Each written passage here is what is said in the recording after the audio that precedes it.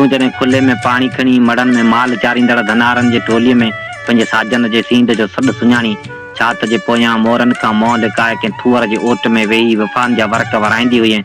तॾहिं पंहिंजे देश में दिलबरनि सां ज़ना कोन थींदा हुआ ऐं माण्हू नियाणियुनि खे ॾिसी नज़रूं हेठि करे हलंदा हुआ। कचा घर ऐं मेरा लटा हूंदा हुआ पर दिलियूं साफ़ हूंदियूं हुयूं।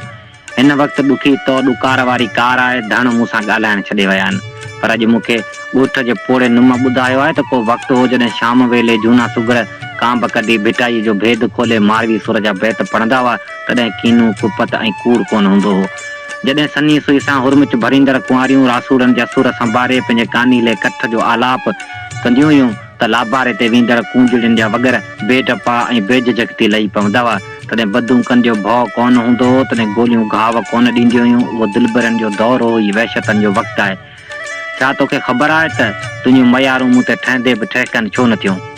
ॿुध कुझु ॾींहं पहिरीं मुंहिंजी हिकिड़ी भेण जे लाश खे क़बर मां कढी हुनजे मौल वजूद सां ज़ना कयो पियो वियो ऐं मुंहिंजी ॿिए भेण खे हज़ारें वहशी सरियाम बेइज़त करे रहिया हुआ।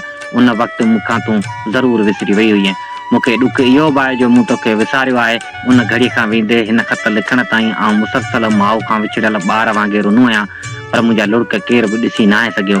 उहो मुंहिंजी मारोती तूं त सुण मुंहिंजा सॾ जेके थर ते वठल बारिश पुॼाणा फुटल धानियूं जीअं हर साह सां गॾु फुटनि था। अला उहो बि को वक़्तु हो जॾहिं मुंहिंजे सींद जे सॾ सां गॾु तूं हरणीअ वांगुरु छाल हणी मूंखे पंहिंजे भाकर में भिकोड़े छॾींदी हुई। काफ़ी ॾींहं थिया आहिनि, ॾींहं त छा पर वरह विहामिया आहिनि। हिन हयाती जे हंज ख़ुशी जो को बि बालिक न आहे मुर्कियो। सूरत समय आहिनि पर तोखे चवणो सिर्फ़ु एतिरो आहे त आउं हाणे मुठि वारीअ वांगुरु विकिरी चुको आहियां। मूंखे समेटे पंहिंजे आख़िरी ख़त जो कफ़न ॾेई दफ़न करे वञ। मूंखे पाण साण करे हितां खां वठी वञ, छो त हाणे हिन दुनिया मां मुंहिंजी दिलि भरिजी चुकी आहे।